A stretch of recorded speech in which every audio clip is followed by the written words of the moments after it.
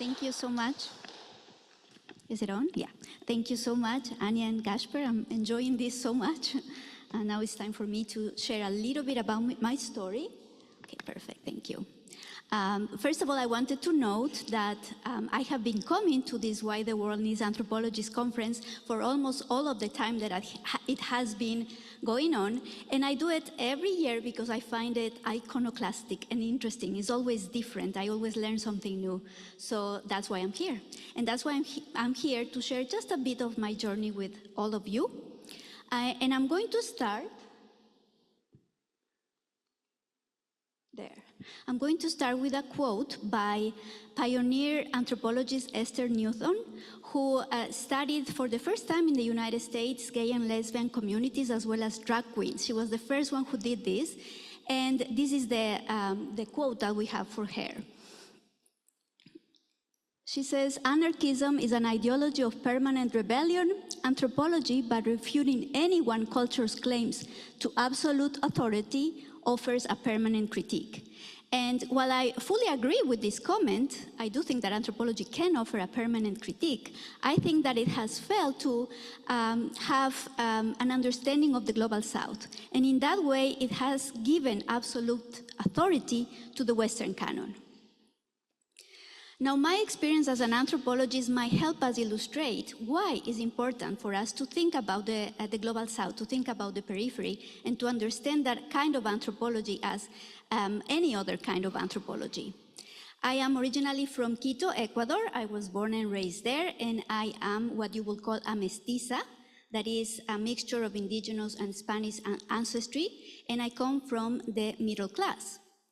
And you, most of you are anthropologists here, you might agree with me that many argue that those of us who become anthropologists do so because we are critical of our own society. We want to find out what is happening elsewhere in order to return the gaze and understand our own societies better. And that is what happened with me. I was always very curious about some of the things that I saw in my own country as a small child. For instance, I was puzzled at the fact that I was taught since I was a tiny little girl that I needed to kiss everyone I met, to give them a hug.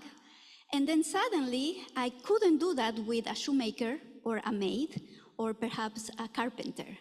I was very curious about that. Why is it that those persons are prohibited from my kisses and my greetings? I'll give you the answer later. So hold on, please. Even though my parents didn't receive an education at the university level, so I am a first-generation graduate, I was always encouraged to study, always encouraged to learn and to go to school, and the same thing happened with my sister. When I decided to become an anthropologist, my father was not very happy about that. He was not happy about the choice. He thought that I was going to starve to death. And he worried very much about that. I'm happy to share that he's very, very happy that that did not happen. And he simply is happy as well with the fact that I chose what I absolutely love to do. But in reflecting on my father's words, I understand why he was so concerned. And perhaps here in the room, those of you who are students of anthropology might have the same experience today. Your parents wondering, what is my child going to do with anthropology? Because anthropology continues to be, in many ways, a very exotic discipline. And challenging that idea that anthropology has no use or has a very limited use is exactly what we do in conferences like this one. That's why we have a conversation and a discussion about why the world needs anthropologists. I just want to share another anecdote with you. I often share this with my students as well. I explain to them how come I'm so fascinated with the topic of race and ethnicity, which is one of the topics I have studied for many years. And I'm having trouble with this. Okay, so, and this particular painting is what motivated me to study race and ethnicity. When I was an undergraduate student, we didn't have funds to actually buy books, so what we had were black and white photocopies of books. That's what we used to read. And in one of the history books that I had to read, there was a photocopy of this particular painting. And I was immediately fascinated by it because it is a very complex painting. It is a painting by the mestizo painter Andrés Sanchez Galque in 1599. He was from the Quito School of Painting, and it depicts one mulatto person, that is a mixture of a black person and an indigenous person, in a position of authority with his two sons, but he's wearing indigenous jewelry and he's dressing in Spanish clothes, also having spears. So there's a whole mixture of things going on here, and I was incredibly taken by the painting and by the whole possibility of understanding what was happening in this particular painting. So the painting itself is called Mulatos de Esmeraldas, and what it depicts is the Republic of Zambos, or República de Zambos, which was a very, very prominent maroon town that had quite a bit of power in the 16th century in Ecuador. And the Spanish authorities had to level with them in order to have access to the riches of that particular province. And unfortunately, they didn't do well to the agreements in which they had, and the entire republic disappeared. But for me, the key point is that I wanted to understand how come all of these mixtures are present in one particular painting. And as a result of that, I decided to study race. It was also combined to the understanding of ethnicity, class, and gender as well. And when I was able to be a student of anthropology in my undergraduate years, I also understood clearly why I was not supposed to greet the shoemaker, the maid, or the carpenter with a kiss. The reason for that was that I was born in a very, very colonial country that made clear distinctions based on race, based on ethnicity, based on class, that separated people who were not from the mestizo class from everyone else. And as a result of that, I was not allowed to have connections with people who were not like me. That profound colonial legacy of my country, I will say that unfortunately continues today in many, many different ways. Now, a positive point that I would like to share with you is that I had the opportunity to see the painting in person when the painting traveled to the Philadelphia Museum of Art, and also 2 years ago,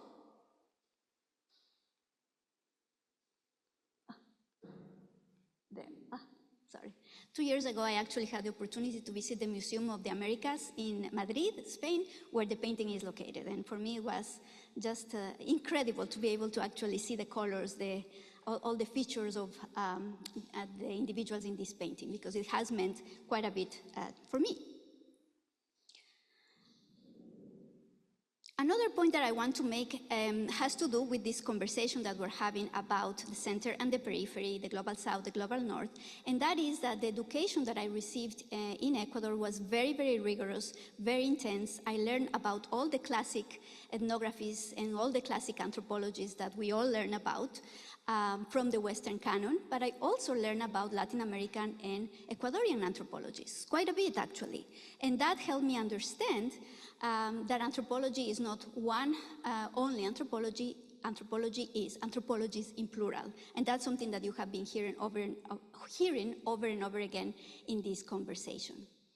I also learned that there shouldn't be distinctions between practicing and or applied or engaged anthropology and academic anthropology. That is the purview of some societies. Some societies have established that difference, but many other societies, like the one in Ecuador, for instance, have not. Anthropologists navigate seamlessly between applied anthropology, between practicing anthropology and academic anthropology. For a number of reasons, including the fact that because of economic reasons, one needs to have more than one job in order to survive, right? So in order to do that, you need to have an ability to navigate a number of different worlds. That is what you see in the anthropology of the global south, such as examples that were provided by Rosanna Guber, for instance, a few minutes ago. So once I graduated from the Catholic University in Quito, I received a fellowship to do my master's and my PhD in Oregon, Oregon State University, and then the University of Oregon. And I felt that I was very prepared for my graduate studies, and that actually makes me proud. I have conversations with colleagues from Ecuador who agree that our preparation was very solid, and it gave us the opportunity to continue studies elsewhere. In my case, my only limitation was English. I had to learn and perfect English. It's not perfect yet, of course, but have it good enough so I could have an understanding and a conversation in this language, and obviously write in this language. So when I was doing my master's studies, I did my fieldwork in Ecuador, just like I had done for my bachelor's studies, working on understanding development projects in a small village in Ecuador that is composed of peoples of African descent. And I thought that I was going to do the same for my PhD, and a casual comment by my advisor, Philip Young, made me realize that I didn't have the obligation to go back to Ecuador necessarily, that if I was interested in understanding other societies, I could do it. And for me, that was an incredible revelation. I never assumed that I could fulfill my dream of exploring the world and also be able to understand other societies from my vantage point. It also made me realize that the reason why so many anthropologists in the Global South study their own societies is not lack of curiosity, but lack of resources. It also made me understand that many anthropologists make a commitment to continue to study their societies as native anthropologists in order to combat social injustices, and that's the only way to do it. So there are a number of different reasons why staying in our own societies is important. But in any case, I chose to have the opportunity to explore and study other societies, and I had the opportunity to go to Panama, which was the country where my advisor had spent almost 30 years at that point studying with indigenous peoples. And because I was so interested in understanding the African diaspora specifically, I had the opportunity to go to a location with a very, very unusual name, Bocas del Toro, the archipelago of Bocas del Toro, and that's where I conducted my fieldwork. And initially, my objective was to continue my understanding of racial and gender relations, but when I arrived there, I realized that wanted it or not, I had to study tourism, because that was the phenomenon that was being imposed in this society at that particular time, that was in the 1990s, and that needed to be understood and studied. For me, it was a difficult leap because I had had a very classic training in anthropology, and tourism was not considered a topic of interest for anthropologists, for a number of reasons. I won't talk about that. But it took me a while to accept and recognize that tourism was a possibility, was an interesting topic, and was a topic that could allow us to understand some of the major questions that anthropologists think about, such as what it means to be mobile or immobile, how do people make a living, and how do people determine who is a stranger and who is part of their culture. All of those questions we can actually answer through the study of tourism. So I continued to be interested in tourism, and I studied that for quite some time. In fact, I have been studying tourism one way or another in connection with food, in connection with national, local and regional identity construction, nation building, place making, and several other topics, always through the lens of tourism studies. I have done this in Panama for the most part, but also in Grenada, in the Lesser Antilles, and in Ecuador. And in a very interesting turn of events, I also, in going back to the 16th century and the painting that I mentioned to you, it moved, it did something. I'm not managing this very well, I'm sorry. I had the opportunity to work with Quilombola communities, Maroon communities in Brazil, and also understanding how they are using tourism as a means to attain sovereignty. So to me, it's almost a circle in terms of my experiences. Okay. Nowadays, I'm also working in identifying nuanced ways to understand some of the concepts that the anthropology of tourism and tourism studies have used, which have been too binary in its determination. So for instance, nowadays I'm thinking about what it means to be a migrant, what it means to be a person of a particular location, what it means to be a tourist, at which moment, etc. Or also what it means to be a cosmopolitan traveler versus a sedentary worker. All of those terms might seem obvious and unchanging, but in fact they are not. And that's one of the topics that I'm more concerned about nowadays.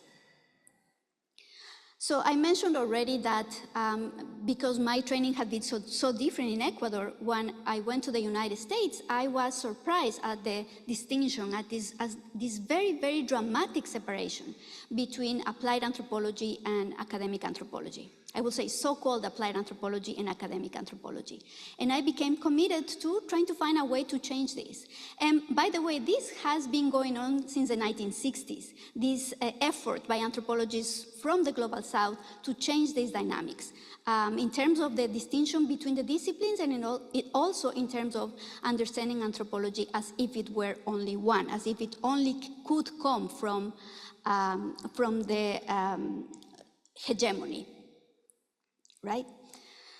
So for me, what is puzzling, once again, is this problem or issue with anthropology where we are trained to be curious. We are trained to be always open, always alert, always trying to understand the other, on quotations, of course that is problematic, and yet at the same time, we lack curiosity when it comes to understanding peoples from the periphery who are doing studies. How come that is possible? How come our curiosity ends when we are working with the other as an informant? And that was a comment that was also made in one of the videos. I think that that's very, very problematic. And in other words, what we are all doing today is decolonizing the discipline. It might sound like a fancy term, but that's exactly what we're doing with these conversations, decolonizing the discipline. And I want to share one phrase, another phrase by US anthropologist David Graeber. I'm sure you have heard about him. And he wrote a fabulous book about pirates and pirate history. And he says that when we only pay attention to the dominant view on history, we realize that it is not only deeply flawed and Eurocentric, but also unnecessarily tedious and boring. And I have to say, I agree. So I'm going to conclude. I'm going to conclude just inviting all of you to be open to understanding knowledge as knowledge, wherever it comes from. Not only when it comes from hegemonic or dominant spaces, but opening our hearts to understand what is happening in the periphery, how scholars are producing knowledge, and to work with our professional organizations in this, to recognize this, to not only address it from an academic perspective, but also from an applied and practice perspective. Because if we were to do that, anthropology will be a much better place, a much more fruitful place for us to work in. And the only way to do that, the only way to start is by looking inward and realizing what we're doing with our own colleagues all over the world and start working on that, start changing that. So, thank you.